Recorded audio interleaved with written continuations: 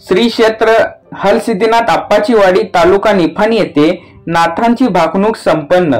शेतकरी वर्ग कायम चिंतेत राहील, विचार करेल, तंबाखूची पेंडी मध्यम पिकेल, तंबाखूचा अंबाखू आणि ऊसाचा काऊस होईल, रसायन भांड उदंड पिकेल, गोलान विकल, रसाला धारण व माणसाला मरण होईल, ऊसाचा काऊस होईल, माईचे लेकरू माईला ओळखणार नाही,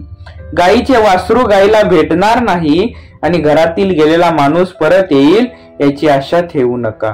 मनुष्याला बुद्धी जास्त व त्यांचे आयुष्य कमी होईल, पाण्याचा कप विकत मिळेल, 12 वर्षाचं बालपण खेळत राहील, 24 वर्षाचं तरुण काबाड कष्ट करील, 34 वर्षीय म्हातारपण येईल, 3 महिन्याचं धान्य पिकेल, तांबडी रास मध्यम पिकेल, मोलान विकेल, ज्याच्या घरी धान्य तो शहाणा होईल, वैरण सोन्याची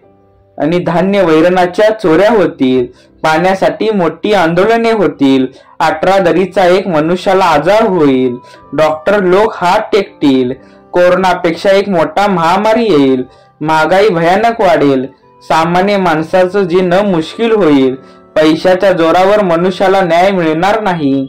उन्हाळ्याचा पावसाळा व पावसाळ्याचा उन्हाळा होईल, धर्माचा पाऊस व कर्माचे पीक होईल, पडेल पडेल मोठा दुष्काळ पडेल, भगवा झेंडा जगावर राज्य करेल, अशी भाकणूक श्री क्षेत्र हलसिद्धीनाथ आप्पाची वाडी तालुका निपाणी येथे